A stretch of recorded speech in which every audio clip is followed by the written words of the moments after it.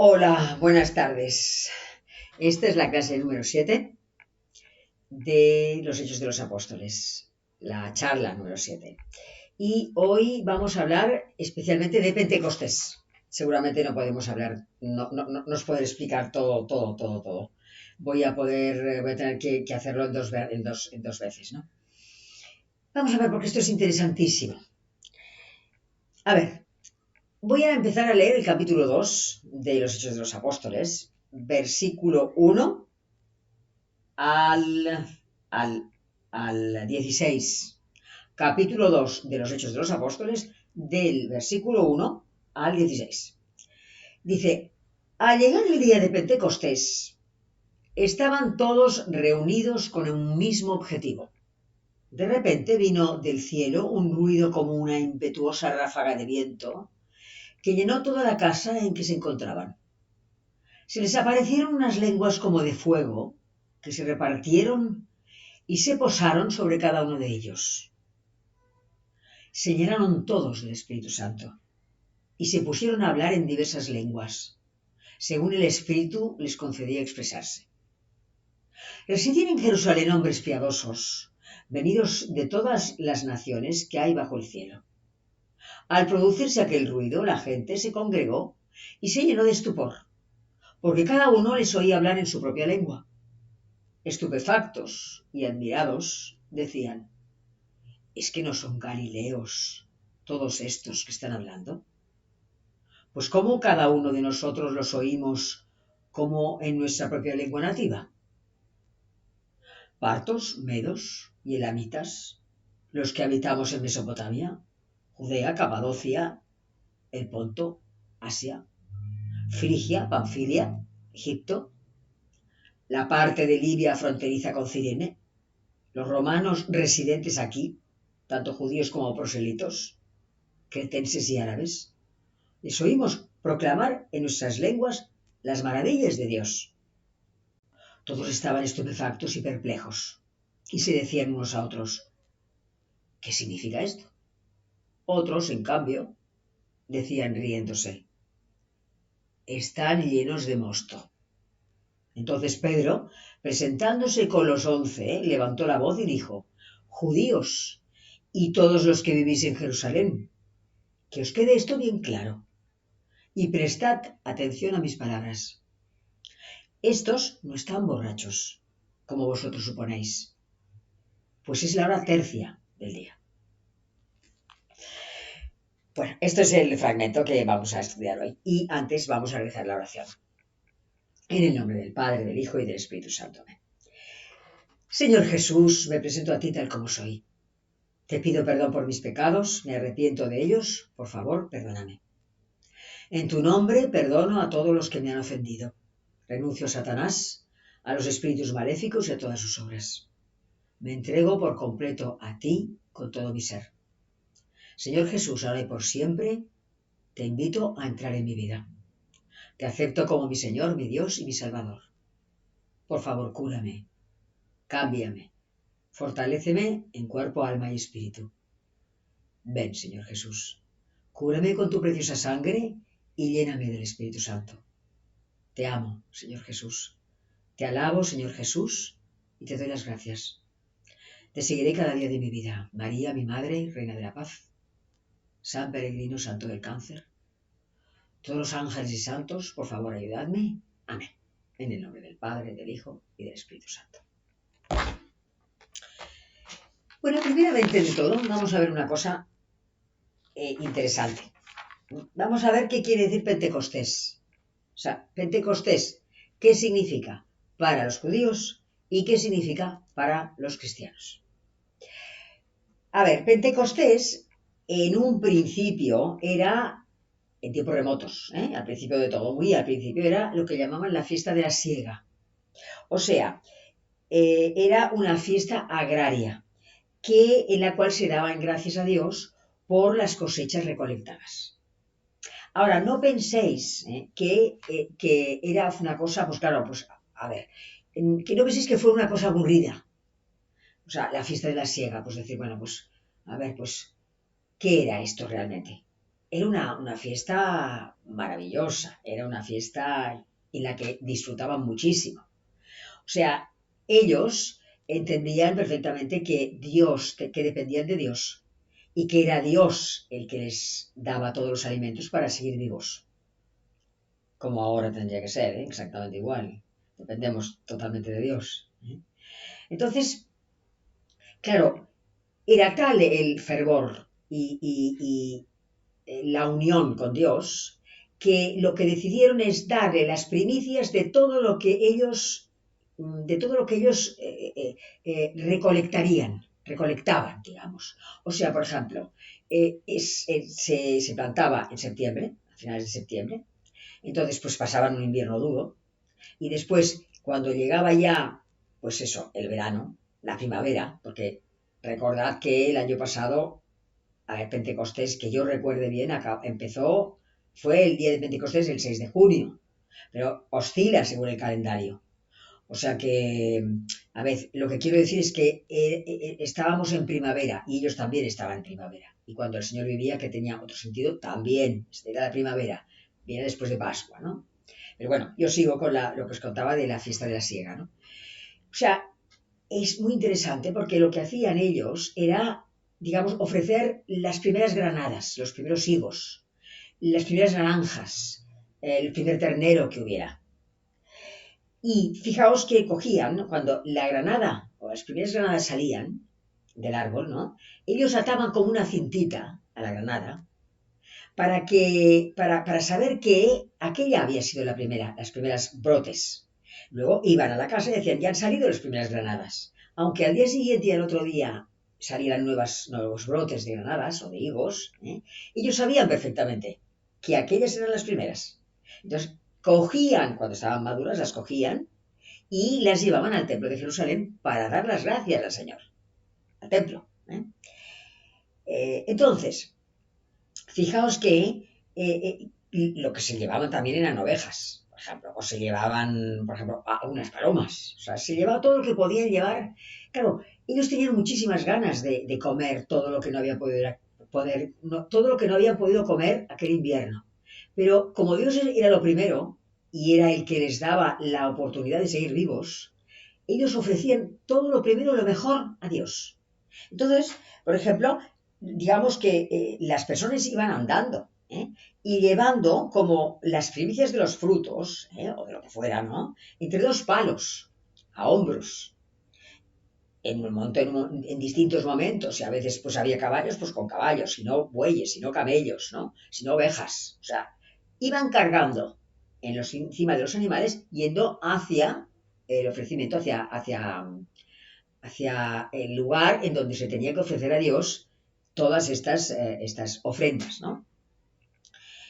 Claro, a ver, os decía que no era una fiesta aburrida, sino todo lo contrario. O sea, podemos decir, bueno, la fiesta de la siega. O sea, que esta gente lo que hacía era pues bueno, pues llegado el momento, pues ofrecer lo mejor a Dios. Era una cosa, era fiesta.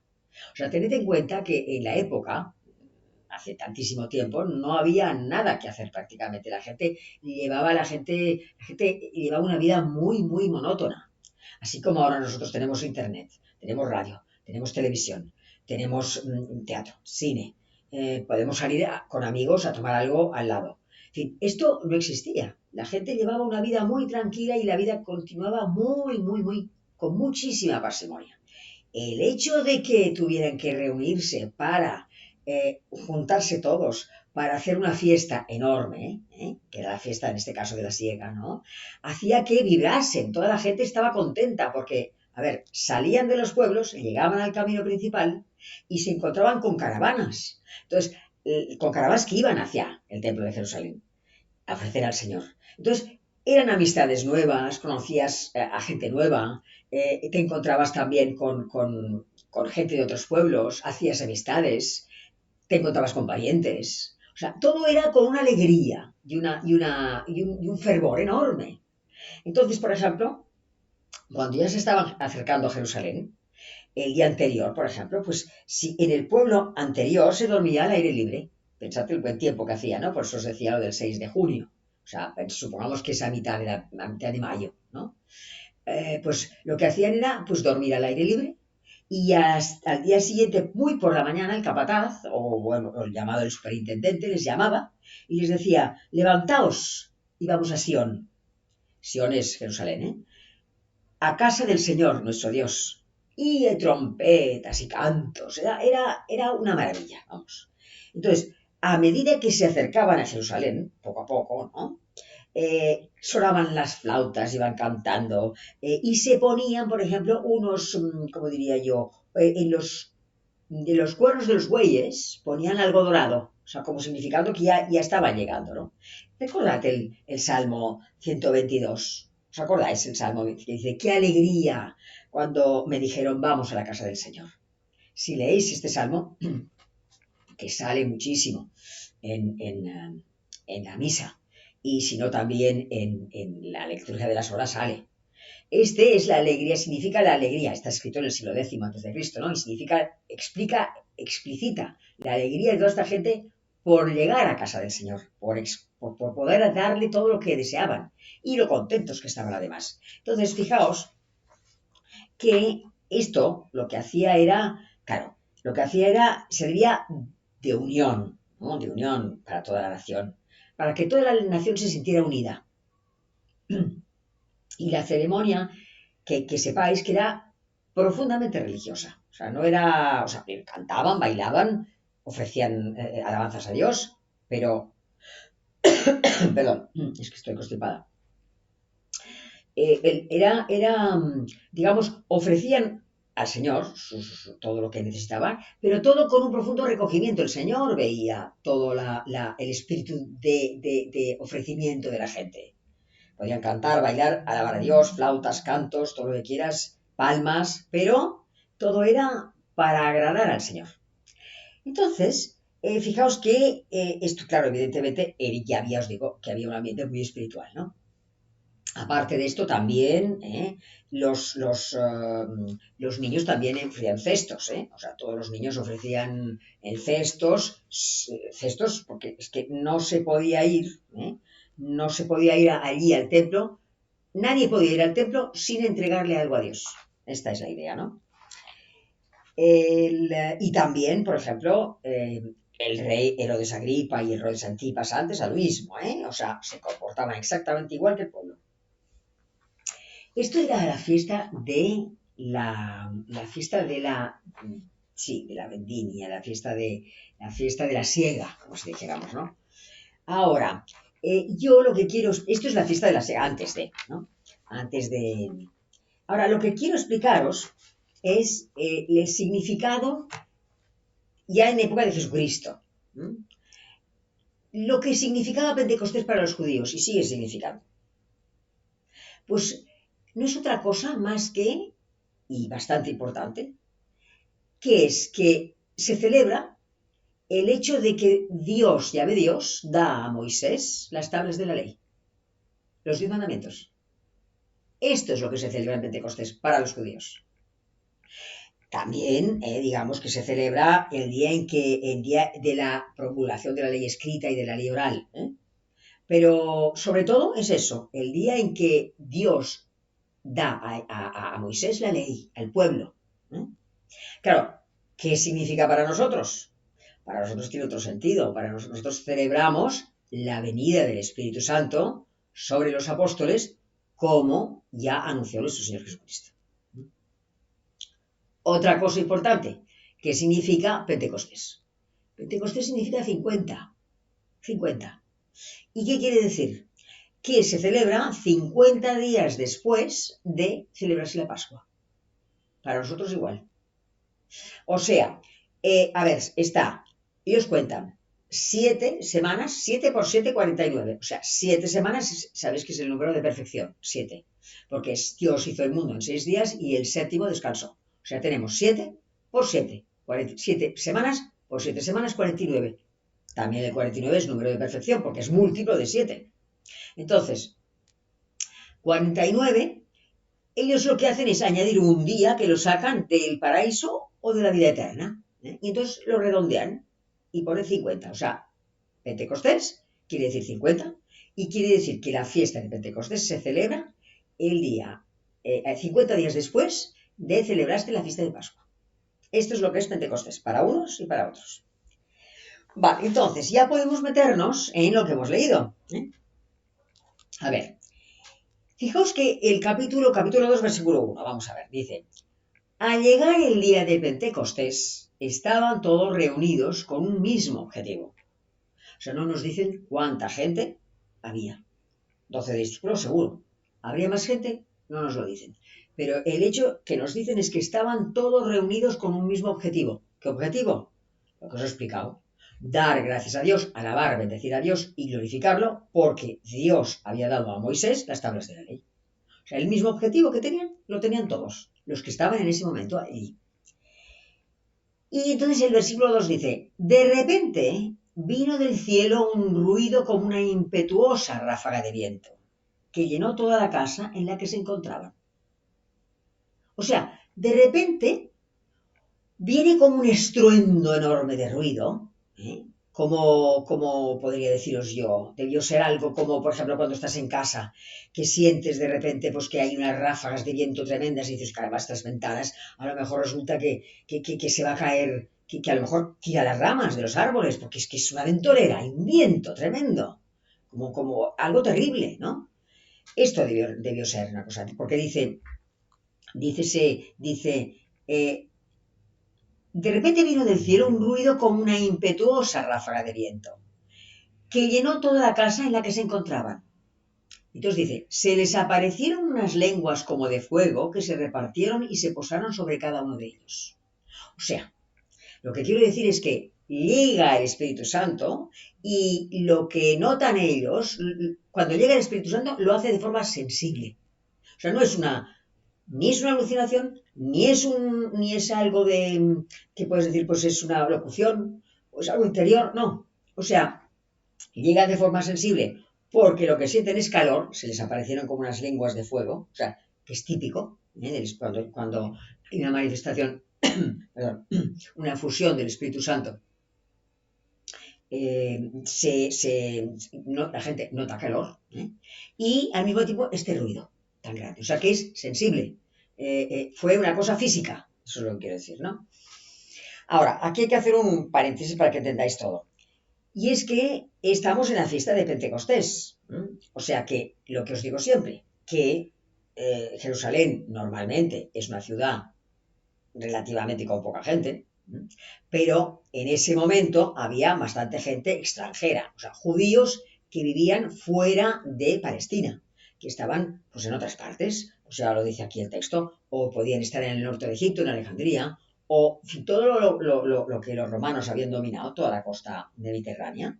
Había comunidades judías en los dominios romanos. En Grecia había comunidades judías. Entonces los judíos tenían la obligación de por lo menos una vez al año ir a Jerusalén.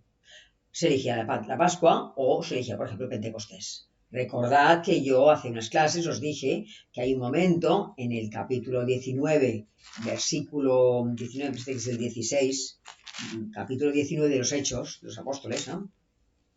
En que explica que Pablo quería irse, no, perdón, 20, capítulo 20 de los Hechos de los Apóstoles, versículo 16, que dice: Pablo había resuelto pasar de largo por Éfeso. Para no perder tiempo, se daba prisa porque quería estar, si le era posible, el día de Pentecostés en Jerusalén. Un día cualquiera, ¿no? Pero sobre todo el día en que se celebraba Pentecostés. Por eso Pablo dice, me voy a saltar Éfeso porque he estado 2 años y medio allí. Si paso por Éfeso, tendré que ver a las comunidades que me siguen, me van a entretener y no voy a poder llegar a Pentecostés para celebrar la fiesta de Pentecostés en Jerusalén. Entonces, que sepáis que la ciudad estaba llena de gente. Eso, o sea, que eso es lo que me interesa que entendáis. Que Jerusalén, como siempre digo, es una ciudad tranquila, relativamente tranquila, porque donde vivía la gente era en Cesarea Marítima, pero que en aquel momento Jerusalén hervía de gente, ¿no? Entonces, claro, imaginad que están en una casa, o en la planta baja, o en un primer piso, pero muy, unas escaleras muy pequeño, en el cual de repente hay un ruido enorme. Claro, la gente que está pasando por la calle, y no solamente la gente que pasa por la calle, sino los vecinos de alrededor, del lado, esto oyen el ruido enorme. Ellos se paran, o sea, imaginad la cantidad de gente que pasa por una calle estrecha. Entonces, de repente encuentran un ruido terrible e identifican de dónde viene ese ruido. Entre ellos se debían hablar, los vecinos también, y deben decir, pues este ruido sale de esta casa. Entonces, ¿qué pasa? Dice, lo que dice el texto, residían en Jerusalén hombres piadosos, que al producirse aquel ruido, la gente se congregó y se llenó de estupor. Claro, los vecinos, más toda la gente que andaba por la calle, se congregó viendo de dónde venía el ruido, que debía oírse a 3 o 4 manzanas, lo que llamamos manzanas aquí, ¿no? O sea, 3 o 4 calles de lejos, ¿no? Claro, dice, estupefactos y admirados decían, pero ¿es que no son galileos todos estos que están hablando? O sea, identifica tanto a los vecinos como probablemente los vecinos debieron salir a la calle y ver de dónde venía el ruido. Y luego también debían hablar con la gente que corría por la calle. Se formó un montonazo de gente allí. Entonces, claro, se decían unos a otros. Decían, pero a ver, esta gente que vive aquí no son galileos. Galileos quiere decir que es gente que de un nivel cultural bajo, en el sentido de que, a ver, los galileos normalmente deben hablar en arameo. Ya sabéis que se hablaba en hebreo en la sinagoga, pero ellos hablaban arameo entre ellos. Entonces, claro, dicen, pues esta gente que está aquí viviendo no es Galilea, no viene de la provincia de Galilea. Entonces, ¿cómo es posible que nosotros les estemos escuchando en nuestro propio idioma? Porque dicen, ¿cómo cada uno de nosotros les oímos en nuestra propia lengua nativa? Aquí en este caso, lengua nativa puede ser nuestro propio idioma, aquí. Dice, por ejemplo, dice Egipto, la parte de Libia fronteriza con Cirene, los romanos residentes aquí, o sea, ya sabéis, los romanos estaban allí destacados por Roma, para que no hubiera ningún amotinamiento, y los romanos debían hablar en griego. Luego también esa gente que también los romanos lo que tenían era vigilar que no hubiera un amotinamiento, puesto que la ciudad de Jerusalén se llenaba de gente para esta fiesta de Pentecostés. Entonces, seguramente había romanos que se acercaron también viendo el ruido, no fuera que hubiese un motín o un lío, y lo oían en su propia lengua, es decir, en lo que debían hablar en griego, oían en su propia lengua lo que estaban diciendo estos 12 apóstoles. Y además dice, los romanos residentes aquí, y luego dice, tanto judíos como prosélitos. Recordad que prosélito, un prosélito ya lo diré otras semanas, pero también prosélito es una persona, que os venga ya, que ya empecemos a recordar. Un prosélito era una persona simpatizante de la religión judía, que normalmente pues podían ser pues a lo mejor los romanos, que estaban destacados allí, que habían sido educados en la multiplicidad de dioses, y que cuando llevaban tiempo en Palestina, se daban cuenta de que cómo eran los judíos y cómo tenían la Torá y todo esto, y se daban cuenta de que verdaderamente un único Dios. Y empezaban a adorar a un único Dios, lo que llamamos simpatizantes, es decir, empezaban a plantearse el hecho de que tal vez fuera verdad, que nada más existiera un solo Dios. Entonces, seguimos, dice, pues toda esta gente, dice, les oímos proclamar en nuestras lenguas las maravillas de Dios. O sea, lo que oyen es que bendicen, alaban y glorifican, que estos 12 apóstoles bendicen, alaban y glorifican a Dios en la lengua de cada uno de ellos. O sea, pero lo que hacían era bendecir, alabar y glorificar. Es decir, alabar. Alabar a Dios. O sea, un fruto del Espíritu Santo es la alabanza. Cuando tú te llenas del Espíritu Santo es como una alegría, una bendición. Tienes ganas de decir bendito, alabado, glorificado seas Dios. Dios mío, bendito, gracias por todo. Entonces, claro, dice, todos estaban estupefactos y perplejos. Y dice, otros en cambio decían, están llenos de mosto. Es decir, a unos los creyeron y otros pensaron que estaban borrachos. ¿Por qué? Porque había un barullo tal, ¿entiendes? Que debieron decir, pero esta gente que está hablando. O sea, fijaos una cosa, la gracia de Dios llegó a aquellas personas que en ese momento estaban pasando por la calle y a todos los vecinos de la zona.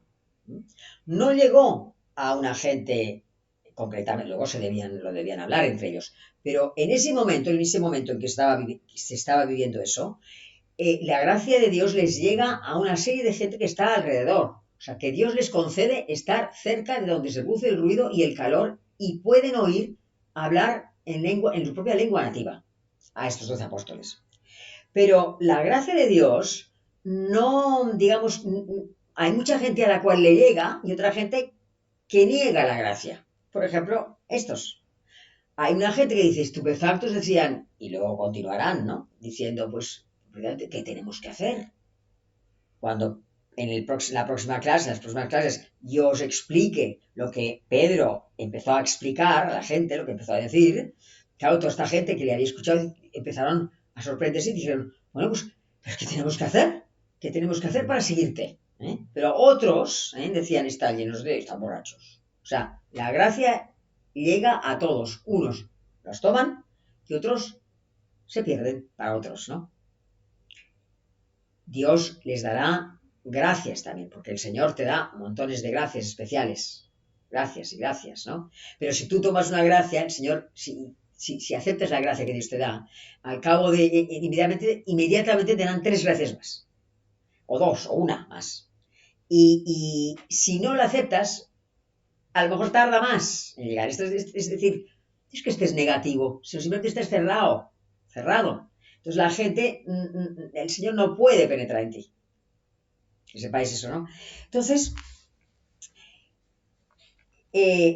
por esa razón, aquí está en el capítulo dice, entonces Pedro, presentándose con los 11, o sea, Pedro con la fuerza que le da el Espíritu Santo, porque no solamente han oído ruido, sino que se han llenado del Espíritu Santo, es decir, han sentido sensitivamente en su corazón y en su cuerpo el calor del Espíritu Santo, les entra un don de fortaleza, le da a Pedro, bueno, recibieron todos los dones del Espíritu Santo, ¿no?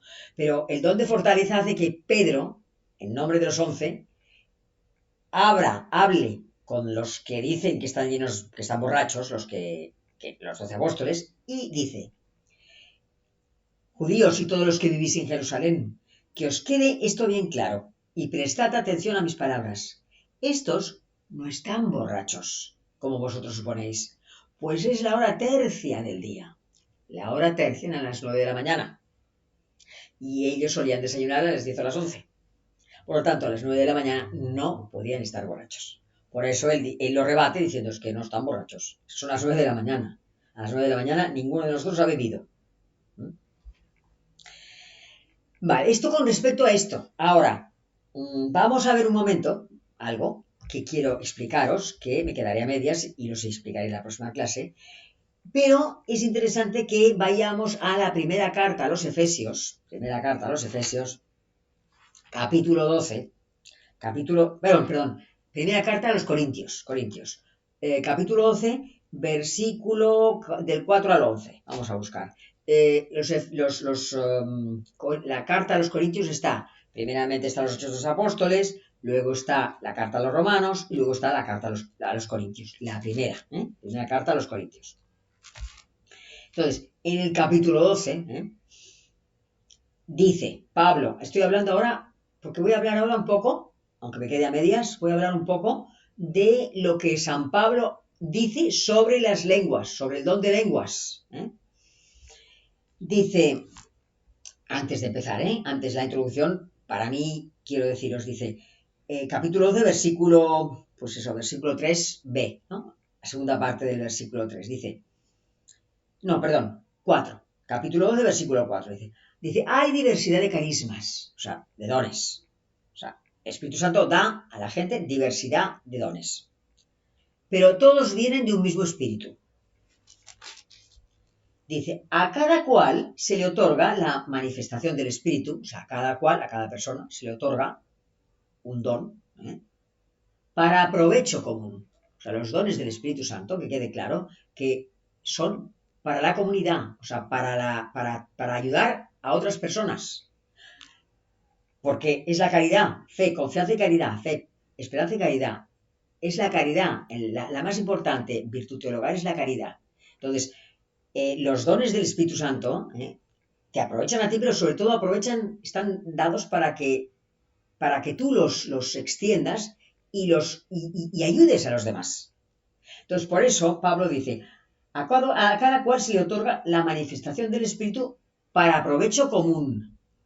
Y dice, porque a uno se le da palabra de sabiduría, a otro ciencia, a otro fe, a otro don de curaciones, a otro poder de hacer milagros, a otro profecía, a otro diversidad de lenguas, a otro don de interpretarlas.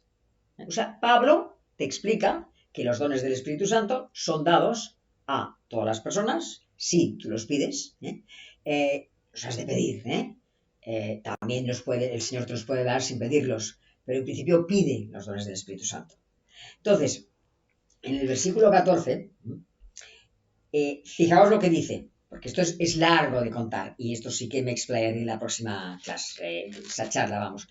En el capítulo 14, versículo dice 2, capítulo 14, versículo 2, dice, el que habla en lenguas no habla a los hombres, sino a Dios.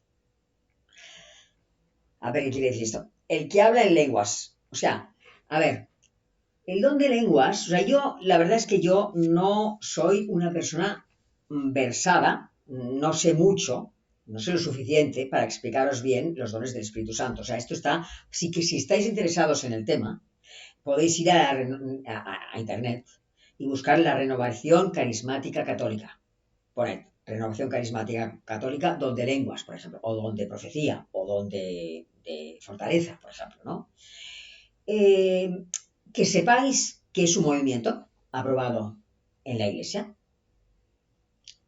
Está aprobado por la Iglesia, lo aprobó Pablo VI en el año, si no me equivoco, 1975. Existía desde el año 1967, si no me equivoco. Y digamos que fueron, digamos, la renovación carismática católica proviene de los pentecostales, o sea, de los protestantes pentecostales. Fueron ellos los que pidieron una infusión del Espíritu Santo, me parecen dos personas en Estados Unidos, o se juntaron más, no lo sé bien, y pidieron una infusión del Espíritu Santo, y vino el Espíritu Santo. Entonces, esto pasó luego del protestantismo pasó a la religión católica. Por eso os digo que si estáis interesados, podéis, digamos, saber un poco más a través de poner eso, renovación carismática católica.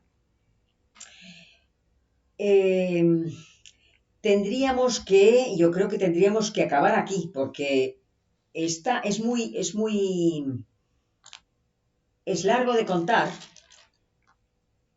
El hecho de que el que habla en lenguas no habla a los hombres, sino a Dios.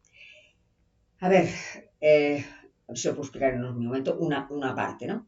O sea, digamos que tú te puedes poner a hablar en lenguas, te puedes poner, si Dios te lo concede, porque es que no lo concede a todo el mundo, esto es un don del Espíritu Santo.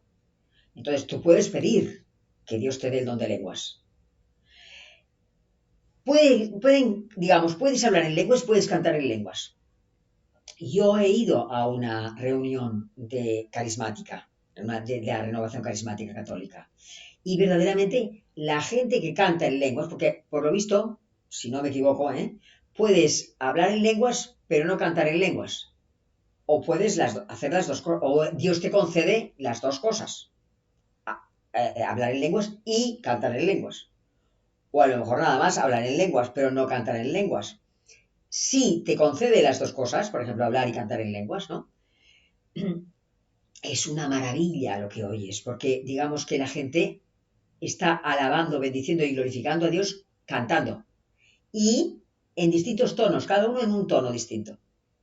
Y se forma como un murmullo maravilloso. Una cosa maravillosa que dices, ¿pero esto qué es? ¿De dónde ha salido esta música? Porque no es música, son todos ellos que van cantando en distintos tonos y oyes un murmullo, pero que parece que no sale aquí. Es una cosa preciosa. ¿Eh? Y es cantando en lenguas cuando tú bendices y alabas y glorificas a Dios. Continuaremos el próximo día porque es largo. Porque, claro, cuando tú hablas en lenguas, aquí Pablo lo dice, el que habla en lenguas no habla a los hombres, sino a Dios.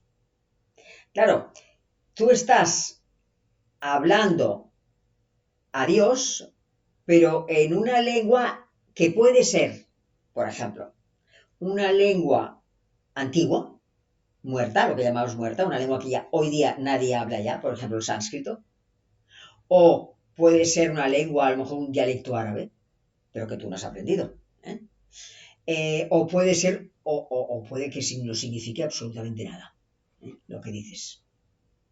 Puede ser. Pero claro, lo que es fácil de entender en este sentido, en el sentido que os voy a explicar, porque yo lo que puedo explicaros es explicaros a través de ejemplos, para que se pueda un poco aclarar un poco más el tema y seguir el próximo día, ¿no? Por ejemplo, si tú, digamos, tienes ganas de alabar a Dios y dices, bendito, alabado, glorificado sea Señor, gracias por todo lo que me das, gracias por poder comer hoy, porque he podido hacer un viaje, porque mi hermana está mejor de salud, porque mi primo se ha salvado. En fin, alabanza. Después de esto, buscas palabras. Bueno, pero puedes repetir, pero no te sale más. Mientras que si te dan el don de lenguas, tú puedes empezar a hablar, palabras que, aunque no sepas lo que quieren decir, en el interior tú sabes que estás alabando. Entonces, puedes hablar y hablar y hablar sin buscar, sin cansarte en buscar la palabra adecuada para decir algo. Y en cambio estás alabando a Dios igual o bendiciendo a Dios. También cabe la posibilidad de que puedas, a lo mejor, si Dios te da el don de lenguas, por ejemplo, pues no solamente alabar a Dios, sino que a lo mejor en otro momento, estando en casa, pues puedes, digamos, bendecir y alabar a Dios y entonces sientes paz. O puedes pedir, en lugar de decir, Señor, yo te pido por las almas del purgatorio, empezar a hablar en lenguas pidiendo por las almas del purgatorio, por ejemplo. Es una cosa muy misteriosa. Y seguro que los que me escuchéis sabréis mucho más que yo, o a lo mejor os interesa. Seguiremos hablando de esto porque no hemos hecho más que empezar. Aquí Pablo habla de, evidentemente, lo que os decía. Claro, dice el texto, el que habla en lenguas no habla no habla no habla a los hombres, habla a Dios. Claro, es de espíritu a espíritu, de Espíritu Santo a espíritu, de tu propio espíritu al Espíritu Santo. Es una comunicación directa. Te favorece a ti, pero el resto no se entera de nada. Seguiremos hablando de esto, ¿no? Porque también Pablo habla del don de profecía. Entonces, el próximo día acabaré explicando un poco más esto y me meteré con el don de profecía bueno, que es interesantísimo también y es apasionante porque además todos somos sacerdotes, profetas y reyes. Esto por un lado. Pero a ver cómo eran los antiguos profetas y cómo son los profetas de ahora. ¿Qué son? ¿Qué profetas hay actualmente? Y cómo eran los profetas de la antigüedad, del Antiguo Testamento. Y que nosotros también somos profetas. Bueno, pues ya es tarde para acabar la charla. Vamos a rezar una salve a la Virgen. En el nombre del Padre, del Hijo y del Espíritu Santo. Amén. Dios te salve, Reina y Madre de Misericordia. Vida, dulzura, esperanza nuestra. Dios te salve. A ti aclamamos los desterrados hijos de Eva. A ti suspiramos, gimiendo y llorando en este valle de lágrimas. Ea pues, Señora, abogada nuestra, vuelve a nosotros tus ojos misericordiosos. Después de este destierro, muéstranos a Jesús, fruto bendito de tu vientre. Oh clementísima, oh piadosa, oh dulce Virgen María, ruega por nosotros, Santa Madre de Dios, para que seamos dignos de alcanzar y gozar las promesas de nuestro Señor Jesucristo. Amén. En el nombre del Padre, del Hijo y del Espíritu Santo. Hasta la semana que viene, si Dios quiere.